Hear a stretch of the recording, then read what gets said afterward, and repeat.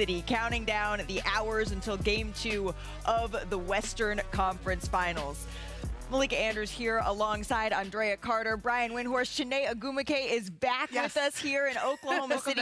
We're glad to have you. I got to ask you, though, Shanae, have you recovered? I have not. I have not recovered from last night's game. We need to take you there right now, relive the madness that was Madison Square Garden. Because here's the deal. Entering Wednesday, teams were 0 in 1,414 when they trailed by 9 or more in the final fourth quarter or minute or overtime of a playoff game, but then Aaron Nesmith happens. You can't say enough about Aaron Nesmith. What's impressive, yes, he knocked down so many threes in the fourth quarter, but that's after chasing Jalen Brunson everywhere for the entirety of the game. He had the hot hand, and the Pacers continue to find him, and he delivered over and over. Nesmith, he made 6 three-pointers in the fourth quarter, tied for the most in any quarter in NBA postseason history. Having 20 points in 5 minutes is unheard of. We feel you. Yep. And Knicks fans, they're starting to get a rumbly in their tumbly because Tyrese Haliburton, when he starts to back out like this, we have seen this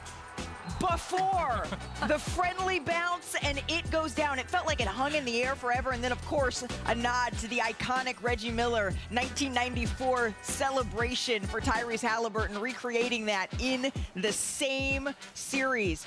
But, of course, it was a two-pointer, not a three-pointer, and Tyrese was worried maybe he wasted the celebration.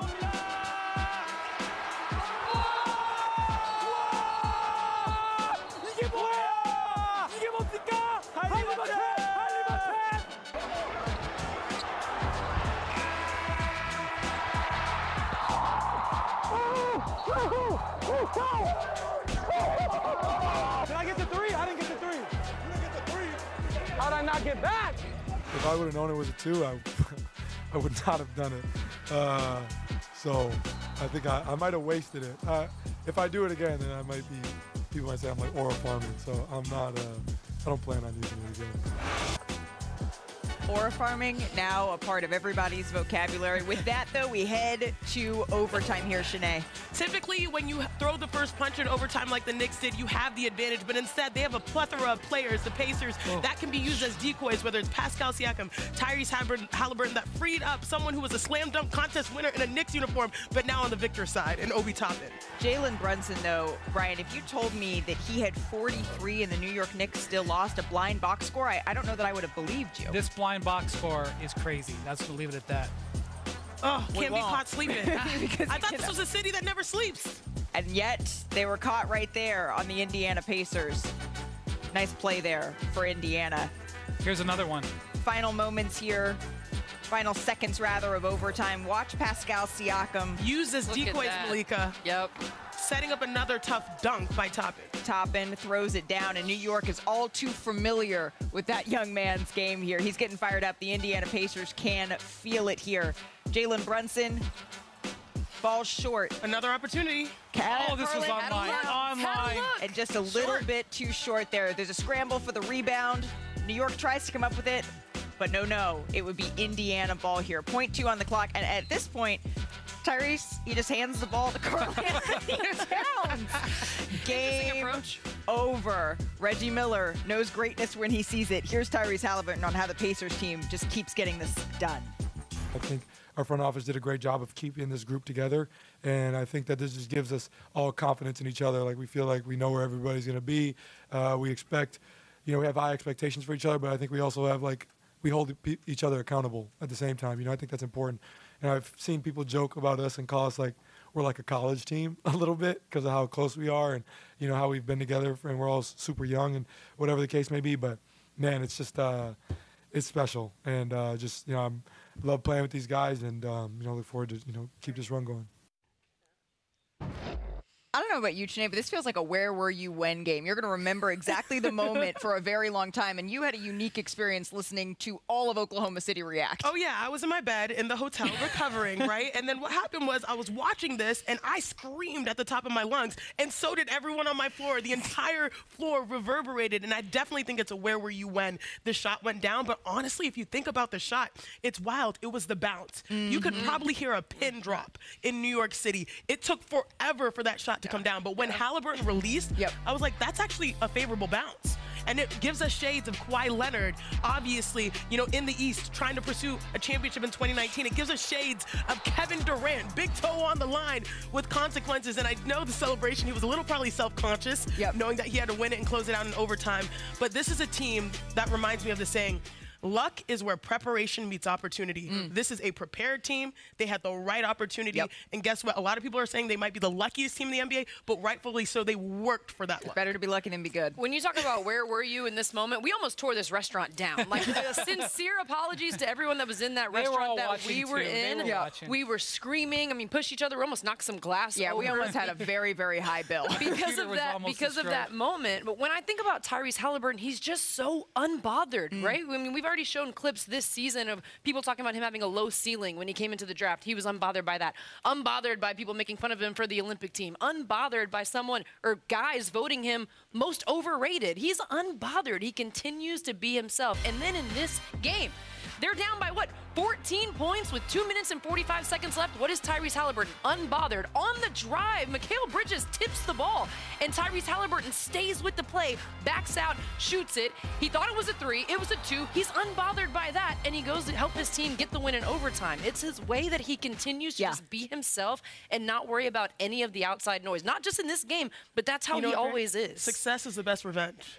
Exactly. And it's best served cold and in Madison Square Garden. There are many, many versions of this phrase, but I think the one that applies to the Indiana Pacers the most is 1 is a fluke, 2 is a trend, 3 is the truth. And this Indiana Pacers team has been the truth. Wendy, are they the best comeback team we've ever seen? I've never seen anything like it. Typically, when you get to 3 possessions inside a minute, you can go to the parking lot. Not and with some this did. team. We're sorry if you did, Knicks Do fans. not leave. Let's go back to the first round against Milwaukee. In that situation, 7 points, less than a minute. The game's over, right? Nope. Somehow they get themselves to a position where they're able, there was a friendly turnover. There's always a turnover. There's always a missed free throw. Haliburton with the drive that makes the difference. Second round in Cleveland. Buries this dagger. They were 7 points down. Again, inside 50 seconds, 7 points down. Nope. That broke the Cavs. That victory. In here. And so when they're in Madison Square Garden, they've already done 7 points. How about 9 points? 9 points inside a minute, and they, by the way, the Knicks made a couple of plays here. They made a couple of baskets. It wasn't like they got nothing, but the Pacers stay with it again. There's a missed free throw. There's a couple of turnovers that happened, and 1 in 10 million, says ESPN Analytics. And by the way, I'm going to go ahead and disagree with this number. I think it's close to 1 in 100 million. For those 3 things to happen, I don't think we'll ever see it again. What's 4? 3 is a trend, 4 is a standard. The Knicks better hope that this doesn't become a standard. Wendy with a ball. Hold on, that was. Oh yeah. That was. But this is Brian. This is Brian in the playoffs. This is Brian in the playoffs. This is also who the Pacers are, because they always play fast. So when you're trying to make a comeback and you have to play fast, what feels like chaos to other teams, that's the Pacers' comfort zone. They're not stepping outside of themselves to try to get back into the game. Right. That's exactly when they're thriving offensively, is playing that fast. It works perfectly. They are the perfect team for these type of situations. And you know what's crazy? We started off the playoffs celebrating Jalen Brunson as the clutch player of the year. I feel like Adam Silver needs to give out another award for clutch team of the year based off of what the Pacers have done. And the New York Knicks, when we put up all of these improbable stats, they are the team on the other side of it. Let's take a listen to them together after the game. They made some tough shots, but it shouldn't have got to that point, and we have to obviously close out the game better. I'm pretty sure everyone's going to be thinking about it, but I think our mindset has to be short-term memory, just from like the disappointment part. Obviously, we got to learn from what we did, but the short-term memory comes from the disappointment and discouragement of how we lost last night. So we just got to be ready to go. So that was earlier today. One thing you can always count on after a big game in New York, the local papers. They will not hold back. Here's the back page of the New York Post. Choke 2.0, the epic collapse crushes Knicks in frighteningly familiar fashion, but also familiar. The New York Knicks won that series. They did win that series against the Indiana Pacers. So is there anything to come back from an absolutely crushing loss like this the New York Knicks can take here, Brian? Yeah, I want to look at what happened with Brunson. Brunson got 5 fouls in the fourth quarter. He had to leave the game. The Knicks did a great job when Brunson went to the bench. He went on a 14-0 run. I thought they had clinched the game. We asked for our check. We were ready to go.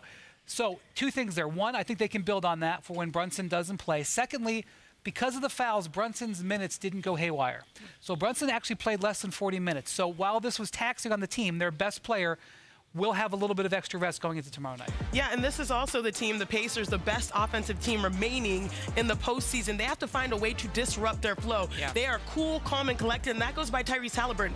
You might have to pick your poison because when Haliburton scores 20, they are undefeated, the Pacers, this postseason. So maybe you try to keep his numbers down, have him focus on others, and maybe, you know, sort of bet on the idea that you can't have both go off. His supporting cast knocked down 6 in fourth quarter, big buckets, big threes in overtime. And then on top of it, him to be clutch himself.